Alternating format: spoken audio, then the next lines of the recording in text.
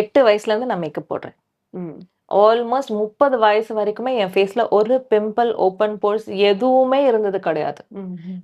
அவ்ளோ கிளியரா தான் இருக்கும். After my hmm. Second pregnancy, after my twin daughters delivery, my skin turned to be oily. I hmm. Started getting little pores and hmm. Pimples எல்லாமே வர ஆரம்பிச்சது.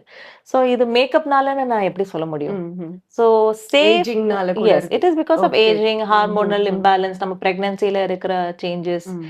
இதுதானே தவிர makeup is safe for everyone unless you cleanse it every night. ம். So கிட்ஸ்க்கு வந்து நம்ம daily போட போறதில்ல மேம். ஒரு ஃபேன்சி ட்ரெஸ் காம்படிஷன், ஒரு இவென்ட், ஒரு வீட்ல ஒரு ஃபங்ஷன் அப்பனா தான் நம்ம ஆமா. போட போறோம்.